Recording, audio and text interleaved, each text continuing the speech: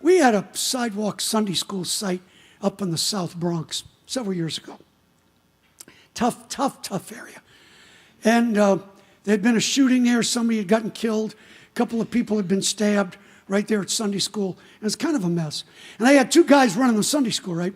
So they come to me and say, Pastor, we need to shut that thing down. Somebody's going to get killed. Church is going to be liable. I said, guys, you know I don't like to quit.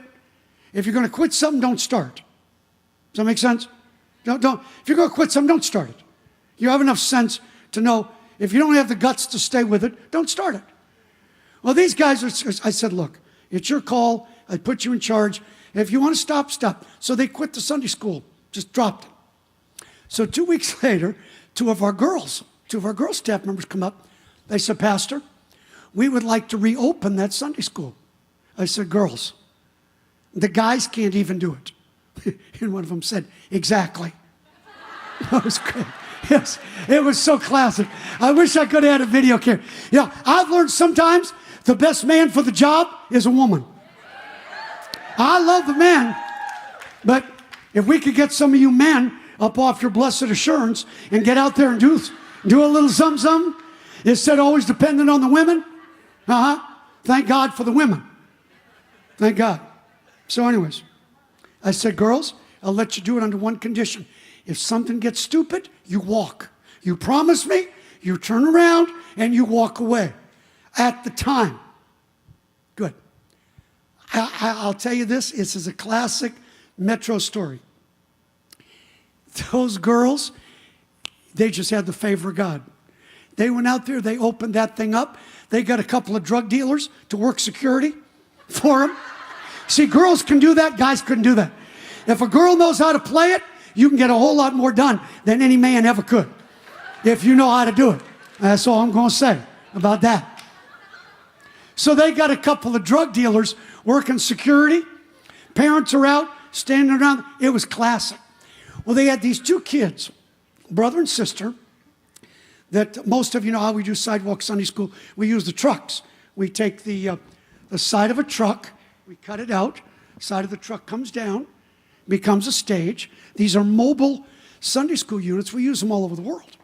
So they've got these two kids. I want to say the boy was 5. I think his sister was 7. They were not mentally retarded, but they were just slow. But the mother would bring them to Sunday school every week, sit on the tarps. They never missed. And, we visit every kid in the Sunday school every week. So we know what's going on in the families. So they go to visit, and our Sunday school is 6 days a week. I think their day was Thursday. So they're knocking on the door for visitation the day before. No answer. A little strange, because the mother's always there with them. But fine, so they go back the next day, have Sunday school. The two kids and the mom aren't there. So the girls kind of, when you're in the homes every week, you built a relationship with people, That's why we do the visitation. The Sunday school is just the icing on the cake. The visitation is the connection. It's the building relationships. That's what goes way beyond just the educational side of this thing. So as soon as Sunday school's over, our girls go back to the projects, go to the apartment, because they want to see what's up. Banging on the door, no answer. They heard the TV on, like they did the day before visitation, but no answer. So they know something's up. So they're banging on the door, but as they're standing there, they smelled something strange. So they did a 911 call. Radio car comes. They're just regular beat cops.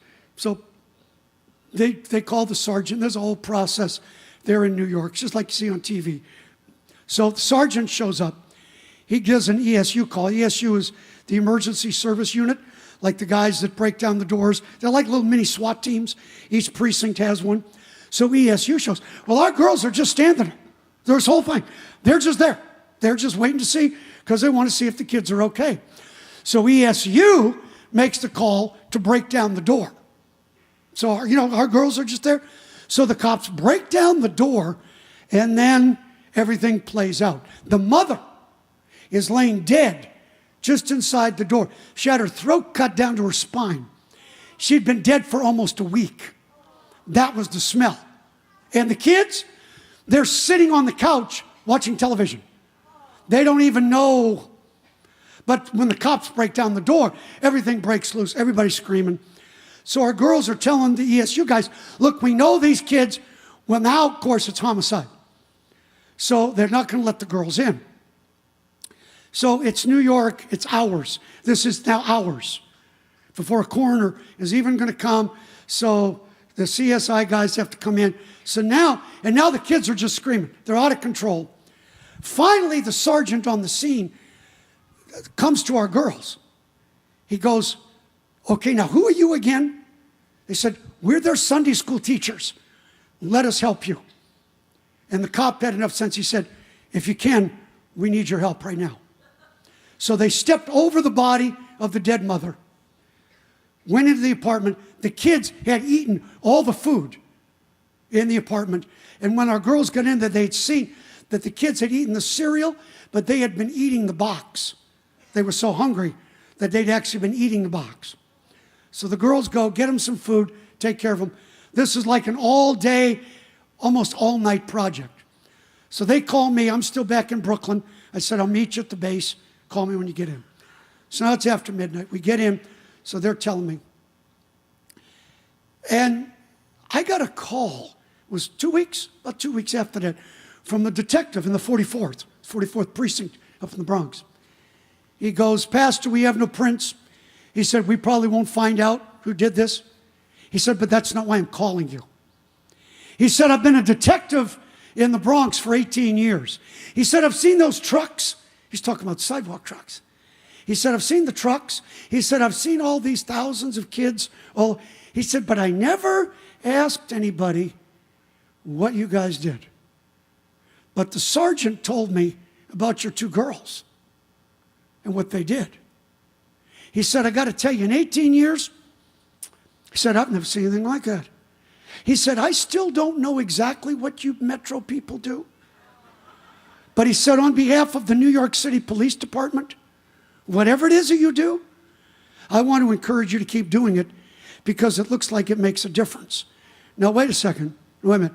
I wasn't there. I'm back in Brooklyn, right?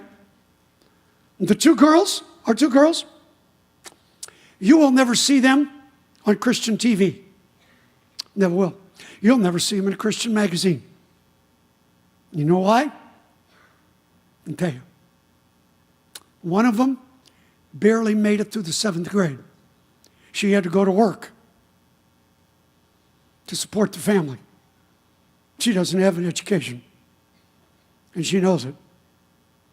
She can't talk really well,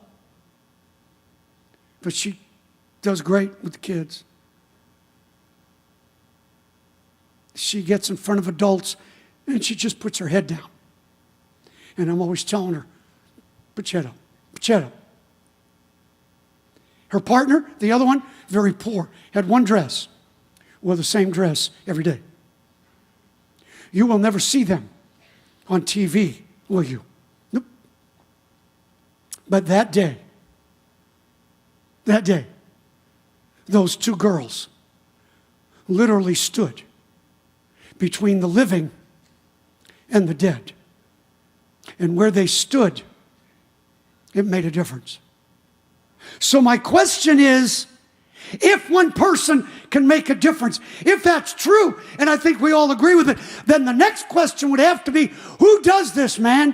Who actually pulls this stuff off? Ordinary people like me and you. Ordinary people. Because you know what I've learned?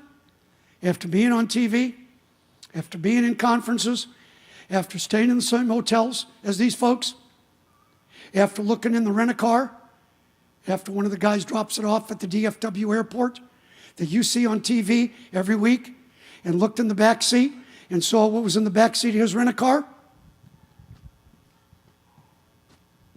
You want this or not? You tell me, man. See, because these are the people you watch every week. Don't tell me that if a change is going to be made in this nation, it's going to come from the hot shots or the people that think they're the hot shots. or the self-promoted hotshots. If it's going to change, guys, it's going to come through ordinary people just like us, just like you, just like those two girls who are willing to run to an altar to get some fire and say, I'm going to go out in the middle of this thing. I don't know what I'm doing. I don't have training. I don't have a degree, but something is burning in me, and I'm close enough to touch it. And I want to do something. I want to do something. Who does this stuff? Who actually pulls it off? Regular people, folks. Sorry. Regular people.